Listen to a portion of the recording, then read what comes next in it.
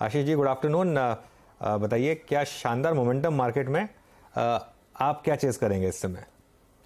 Good afternoon अनुज, good afternoon Harshada. तो देखिए, market में मेरे हिसाब से बैंक्स पे थोड़ा ध्यान देना चाहिए और खास तौर पे पीएसयू बैंक्स पे मुझे लगता है एक बहुत ही बढ़िया बेस बनना शुरू हुआ है। और मैं तो जाना चाहूंगा एक लार्ज कैप स्टॉक जिसकी हमने पहले भी चर्चा की है और अभी वापस रिकमेंड कर रहा हूँ, वो है state bank of India. Disclaimer ये कि स्टॉक हम हमारे पोर्टफोलियो में ओन करते हैं, बट जिस तरह से एक बहुत ही बेहतरीन वीकली और मंथली चार्ट्स पर breakout state bank of India ने 545 के जोन पे किया, उसको बहुत अच्छी तरह से सस्टेन कर रहा है। और लास्ट के 2 दिनों की जो प्रॉफिट बुकिंग है, एक अच्छी अपॉर्चुनिटी क्रिएट कर रहा है स्टॉक में स्ट्रेंथ क्रिएट करने के लिए। मेरे हिसाब से अब एक अच्छा बेस 567 के जोन पे बना है, तो जब तक ये सपोर्ट लेवल ये स्टॉक होल्ड करता है, मेरा मानना है 600 रुपए तक के levels state bank of India short term में दिखाएगा। बट पोजिशनली जो इस तरह से स्ट्रक्चर बना है उसको देखते हुए मुझे लगता है 620 630 की ट्रेजेक्टरी भी आने वाले कुछ हफ्तों में स्टेट बैंक ऑफ इंडिया के स्टॉक में देखने को नजर आ सकती है। ओके, देखिए एचडीएफसी के नंबर्स देखकर वो जो डीलिंग रूम में एक वर्ड यूज होता है अश्ता, फाड़ू एकदम, मतलब वो एकदम उस तरीके के नंबर्स हैं। ये एनआईआई में 300 करोड़ की बीट है यहाँ पर, करीब करीब मतलब 6% की बीट एनआईआई में, और प्रॉफिट में 600 करोड़ की बीट है। तो एक टॉप डाउन जैसे कहते हैं ना, जब चलता है तो सब कुछ चलता है आपके लिए, वो वाली बात लग रही है यहाँ पर।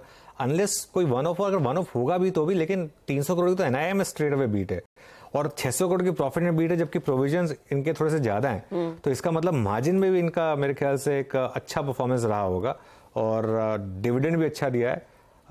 कुछ कंप्लेन करने के लिए है ही नहीं यहाँ पर नंबर्स। इस बैलेंस शीट साइज पर 300 करोड़ एनआईआई और 600 करोड़ प्रॉफिट बीट करना बड़ी बात है। अनुज, वो जो कहते हैं ना, can the elephant dance, it's dancing, और पूरी स्क्रीन पर वो दिखाई दे रहा है 2% के गेन्स। अच्छा आशीष चतुर्मोता, एचडीएफसी 2850 पर ट्रेड करता हुआ, ये नंबर्स आपने भी आप सरसरी नजर डाली होगी, और बिजनेस अपडेट जो दिया था उसमें झलक थी कि इंडिविजुअल लोन्स में इजाफा देखने को मिलेगा, डिविडेंड इनकम ऑफ कोर्स बढ़ती हुई दिखाई दे रही थी, लोन असाइन भी डबल डिजिट ग्रोथ दिखा रहे थे, नियरली 12% के आसपास।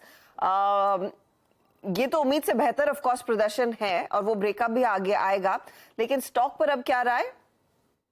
ये हमारा मानना है हर्षदा कि ये स्टॉक काफी अच्छा करेगा। एक्चुअली जो ओवरहैंग था मर्जर रिलेटेड, वो जब से स्टॉक के अंदर में गया, हम ऑलरेडी देख रहे हैं कि एक अच्छा परफॉर्मेंस स्टॉक ने दिखाया। करीब 2500 का बेस बनाकर स्टॉक ऑलमोस्ट 2850 के ऊपर आ चुका है और ये मल्टी मंथ जो हाई इस स्टॉक में देखने को मिल रहा है, ऑलमोस्ट 31 मार्च 2022 के लेवल्स हमें रिटेस्ट होते हुए नजर आ रहे हैं। तो क्लोज टू 12-13 महीने का कंसोलिडेशन यहाँ कंप्लीट हुआ है। नंबर्स बहुत ही अच्छे हैं और एक तरह का जिस तरह का लोन ग्रोथ मोमेंटम है, मुझे लगता है एक री रेटिंग वापस से एचडीएफसी बैंक में बनेगी और स्टॉक इवेंचुअली, मेरा मानना है 3000 के स्तरों को छूता हुआ, क्रॉस करता हुआ नजर आ सकता है। तो large cap private sector bank में भी एचडीएफसी बैंक और एचडीएफसी लिमिटेड, ये दोनों ही हमें लगता है कि क्योंकि इनके तो ऑब्वियसली एक जैसा ही बिहेवियर रहना है, तो दोनों ही स्टॉक काफी अच्छा करते हुए यहां से नजर आएंगे और पर्टिकुलरली एचडीएफसी लिमिटेड में 3000 तक के स्तर देखने को नजर आ सकते हैं।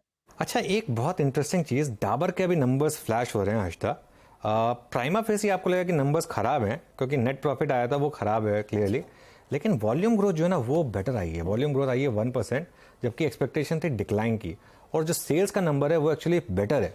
तो मुझे भी ये देखना है कहीं इसमें कोई वन ऑफ तो नहीं है। अगर ये मार्जिन की वजह से तब तो खराब नंबर है, लेकिन अगर ये वन ऑफ की वजह से है, देखिए 292 करोड़ का प्रॉफिट है, 350 करोड़ का ऑब्वियसली एस्टिमेट था, लेकिन जो सेल्स है वो स्लाइटली बेटर है एस्टिमेट से, प्लस वॉल्यूम ग्रोथ जो है, ये देखिए 2678 करोड़ की सेल्स है, मतलब इनलाइन है, और वॉल्यूम ग्रोथ जो है वो बेटर है। तो क्या ये वॉल्यूम ग्रोथ इसलिए आई है क्योंकि उन्होंने मार्जिन पे कॉम्प्रोमाइज किया है, इसकी वजह से आई है, इसके लिए क्या है मार्जिन गिरे हैं, ये देखना होगा।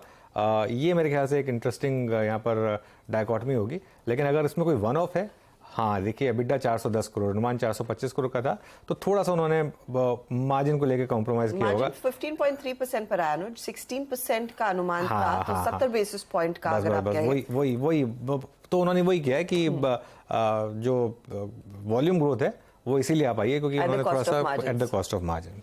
स्टॉक आपके सामने ये इनफैक्ट थोड़ा सा डल रहा है हाल फिलहाल में नंबर्स के लिहाज से, 1.1% तक की गिरावट डाबर में देखने को मिल रही है। स्टॉक आपके सामने 530 पर ट्रेड करता हुआ। इनफैक्ट डाबर की तरफ से कुछ और डिटेल आएगा भी, लेकिन ये फिलहाल आपके लिए नंबर्स है। गावा साहब, डाबर पर टेक्निकली क्या स्थिति दिख रही है आपको चार्ट्स पर, क्योंकि ये बाकी पूरा एफएमसीजी स्पेस अच्छे रिटर्न्स दिखा चुका है, डाबर में ज्यादा कुछ हुआ नहीं। मुझे ध्यान है, कल मैंने रेकमेंड किया था, उसमें आपको भी मिला था लेकिन अब थोड़ी वीकनेस है, पॉसिबली ये सेल हो गया on the short term time frame पर, ट्रेड कर रहा है 530 के आसपास, पॉसिबली के 522 देखने को मिल सकते हैं डाबर में। यस, थोड़ा वीकनेस है डाबर, वीक। स्टॉप होगा 535 5 का स्टॉप लॉस लगा है, थोड़ा सा कमजोर है